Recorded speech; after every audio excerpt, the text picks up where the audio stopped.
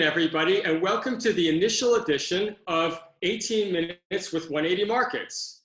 And the show is all about bringing to you investors, corporate advisors, and companies as well, just some of the most interesting, unique news stories in Australia, and to share the thoughts of very, very interesting people.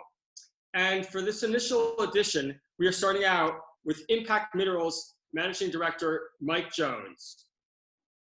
Welcome to the show, Mike. That's great, thanks, and yeah, very good to be here, and very honoured to be on the inaugural edition. Fantastic, fantastic, Mike.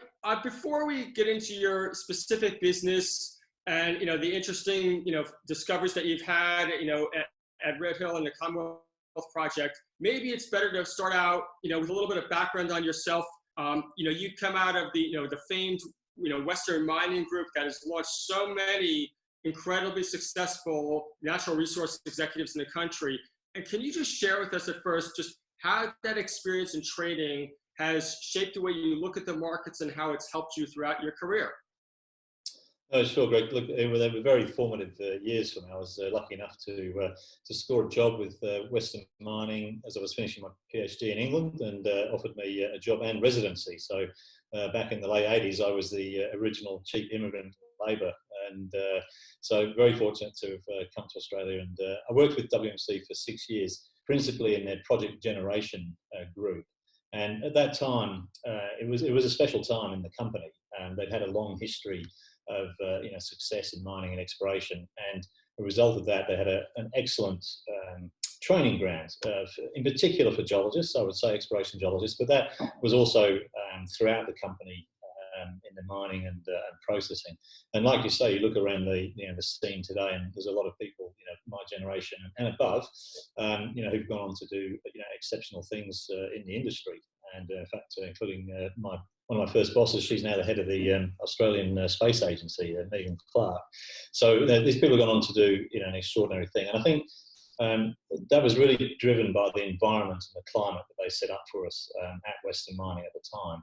We relied on a lot of freedom for thinking and access to research and science, and taking quite an academic but practical academic approach to exploration. That was it was very formative for all of us there, and there's a strong bond between us that went through that school of exploration back at that time. So yeah, I can imagine. Period. Fantastic. And then just so that's a little bit about you, and obviously you're an incredibly qualified person. And just drilling down a little bit more, into the extreme near past here, including last week, for that matter.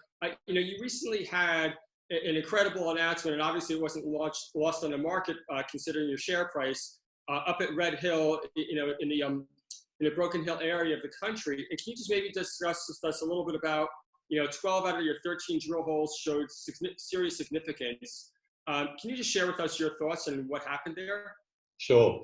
Look, going back to the Western mining philosophy, I mean, we started Impact really with the purpose of finding the big win, the big, world-class discovery. That's really what drives us, exploration geologists. And look, we've been around for quite a time, so we haven't been as successful as I was hoping when we first started. But we've had a lot of good successes. But really, our thinking is driven by sort of being on the edge. The breakthroughs, the big deposits are always found first in an area or in a region, or a completely different view of what's going on in an area that's already perhaps been well explored, and that's really the philosophy that we've kind of had in Impact since we got going. We've been a little bit flummoxed over the years by the GFC, the uranium crisis, the 5-year downturn, and now COVID. So it's like we've done well to survive this far. And we drilled a lot of holes and looked around, but the two projects that we're now focused on, Broken Hill and Commonwealth, certainly have some very unusual features about them. And Broken Hill, of course, is famous predominantly for the world-class and giant silver lead zinc deposit there at Broken Hill. But the thing that caught my eye about the platinum group metals that are there early on, we're going back probably 10 years when I first came across it, is the fact that they have all 6 platinum group metals at very high grades. Right. And that's an exceptionally unusual thing to occur anywhere in the world. But in the Broken Hill area, that actually is quite, I mean, it is a world-class area, deposit area, and it's not that unusual, I suppose. No, it is, well, in the sense that, I mean, the platinum has been known about for Right. for 100 years, and but it's always really been viewed as being, small deposits. Right. And whilst there's been some good work done by a few companies in the past, as is often the case with juniors, not really having the money and the time, and also with the cyclicity of the business, the people leave before they really sort of get down to the nuts, so to speak, of doing a lot of exploration. And that's probably been the case also for the silver, lead, zinc. I mean, there's been 150 years of exploration for that, Right. for those metals of Broken Hill, and really they've only found 1.5 deposits in all of that time. Admittedly, it's a very large one, but again, when you get into an area like that, you realise that in fact it is underdone. There's a lot of complexities involved that takes a bit of skill and understanding to get to the bottom of before you make the breakthroughs that will hopefully allow you then to sort of rewrite the exploration history of the area, which is what we're hoping to do. Right. And just on that, like, and maybe we're getting ourselves, getting a little ahead of ourselves with the projects. But can you, for our listeners, give a high-level view of the pathway to production from where we are today? Sure. Look, the pathway to production, that's in an ideal world, there's this next round of drilling that will start shortly. Yes, that's what I'm saying. We may be getting ahead of ourselves, That's right. but That's right. Way. It's going to produce a significant increase in the potential tons that we have there, right. which will then allow us to look at at a mining scenario. So one of the advantages of these amazing grades, and in particular with metal prices where they are now, is right. that we can look at a small scale, smaller scale production. If we were to say get to somewhere, even 50,000, but preferably 100,000 ounces of PGEs, and in order to potentially get something moving there. Right. So that's the kind of step out target that we're looking to get to in this next round of drilling. Right.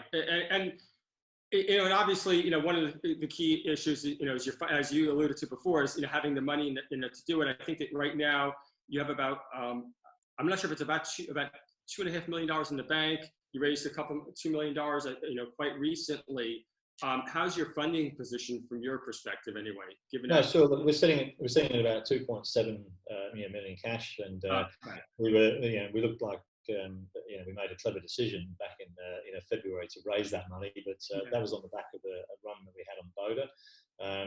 And as I like to say, look, that was the first capital we've raised in 2.5 years. Yes. We've been trading at well less than cent, 0.4, 0.5, 0.6. Right. And got the run, and we did the raising at 0.9. So people say that was a 10% discount on the day. It was actually about a 40% premium on what we'd been trading on up right. until about a week before. So that was a good outcome for us. And as a result, we've been able to sort of go through the COVID period here. We've kept busy, still producing results. We're getting ready right. for the drill program, and so we're in a good spot.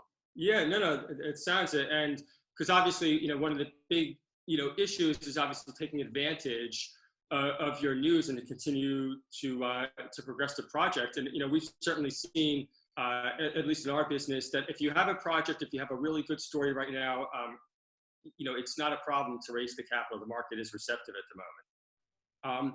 And I guess just again drilling out a little bit more about the cost. Again, it's early days, but where do you see yourself necessarily on a cost curve, or have you even thought about that at this point in time? In terms of potential production? Yeah. Look, that is well down the track. But look, one of the big advantage of the platinum group metals and this particular project, because of the grade, is actually related to one of the biggest disadvantages of PGMs, in that they are actually difficult to process. Absolutely. And separate out. Okay, so our intention would be almost certainly, especially if it's a small deposit, you're never going to build a plant that's going to be able to extract those. You need something that's bigger. So we'd be obviously looking to sell a concentrate of some sort, and provided you can find the right buyer. then that opens up a whole world of opportunities whereby the capex for any development is obviously a lot smaller than it would have to be otherwise. Right. Dig it up. It's open pittable from surface at the moment. We've mineralisation from surface down to 50 metres. Right. It's almost beautifully designed for an open pit, and you buy crush, grind circuit, some sort of flotation, hopefully, and then you've got a con that you can hopefully sell. Fantastic, fantastic. Then just switching gears for a moment, can you just discuss with us a little bit about Commonwealth and your thoughts, and just again, maybe for our listeners that are not so familiar with the project, maybe just give a high level before you drill down on it. No, sure. But the Commonwealth Project is in the Lachlan Fold Belt, as it's called, in central New South Wales. And of course, that's also been the centre of a lot of attention with the recent discovery of the Boda porphyry copper deposit by Alkane Resources. Alkane's done a fantastic job. And in a similar way to Broken Hill, the Boda Kaiser area, you have to realise the first discovery hole that went in 1969. Okay, it's actually taken 50 years since that first drill hole to actually get to the next sort of big breakthrough. And, all credit to Alkane for the work they've put in over, the last 10, probably 15 years in the ground to actually get to that stage. But here we are, in a supposedly well-explored part of Australia, and then boom, out comes this amazing intercept. Right. And that, of course, has then driven a huge amount of interest in that particular region. Now, we actually had ground in that area for a different reason. And but as a result, we've ended up, being able to benefit from that. Right. And we've got a couple of key targets. They are earlier stage in our Broken Hill. They're not drill ready, but we're in the process now of getting to drill ready status. And actually, this week we've just started an airborne magnetic survey. And because the mineralisation at Boda and many of the other porphyry coppers often has magnetite in it, so you can actually directly detect it potentially from a magnetic survey. So that we've been, so that's all been going, great. And we announced last month, the results of our rock chips, and we've got the right rocks, we've got the right alteration, and we've got the right scale. And so that's a fantastic outcome. Right. And can you tell our viewers, when would you expect then some type of announcement, broadly speaking, from Commonwealth? Well, look, we're just working through another round of rock chip samples. We put the first set out. One of the other big breakthroughs in the industry in the last sort of 4 or 5 years has been the access to cheap geochemical techniques and now software to process that data. And it's allowing us to get a far better understanding of the systems, both in terms of the metals and the alteration minerals that are around them at a much earlier stage than we could even 5 years ago. And so we've been able to, make some very good advances in our understanding just on rock chips. Whereas in the old days, rock chips, it's 2% copper and 5 grams of copper. But now we can, for a few extra dollars, a few extra beans, bag of beans, you can get some amazing data out of it. So we're working through that. Instruments, if you will. Right? So we've got a different set of the indications we're getting in the next set of rock chips are something slightly different, but just as exciting. So we're working through that. That'll be coming out shortly, and then obviously the results of the mag survey. Right. Okay. And then just in general, I say it sounds like that these two projects are really at the forefront of your business at this point in time. Is there anything else, in the impact portfolio that you feel like is really interesting, worthy of us discussing at the moment? Well, look, we've got, we're always working on top secret stuff at Impact, but we've been taking quite a bit of interest in what Chalice have been doing, Chalice Gold over here in the West. And I think that was one of the reasons that we got a good run in the market last week. Obviously, there's been big success for Chalice, and also with nickel, copper, PGEs. And so fortuitous timing of announcement. The day before, Yeah, that's right. Yeah, so Chalice, they got oversubscribed by 2.5 times or something. And going back to your comment that look, the commodity markets, right now are running hot as people are fearful of inflation. So hopefully hard assets will come to the fore in the next 5 to 10 years. So so look, we've been taking a bit of interest in that, and we'll have some news in that area coming out shortly as well. Yeah. Okay. Well, Mike, just to wrap it up Quickly, Red Hill, as I said, sounds, incredibly positive. 12 out of 13 holes with success. That's not, you don't have that happen every day. You're obviously we can never know for sure, but demand for platinum certainly seems, very, very high at the moment. And there seems to be a clear pathway there. Is there anything else that we're missing? No, it's actually quite a straightforward story, and it's just got to go back and and drill it, and hopefully a bit like Boda, that we can go back to these well-explored areas and do the work that people haven't done before, and hopefully make the big breakthrough. And that's really part of the thrill of the chase of exploration. So we're just as fired up now as we were 13 years ago when we started. Right. Well, to conclude, you opened up by saying that you were always searching for, as you say, the big win. Well, that's what we want here, isn't it? It certainly is. And there's a lot of shareholders who deserve it as well. So absolutely good to deliver it. Excellent. Well, Mike, thank you very much for your time. We really appreciate it. That's great, Greg, and look forward to chatting again. Okay. Bye-bye.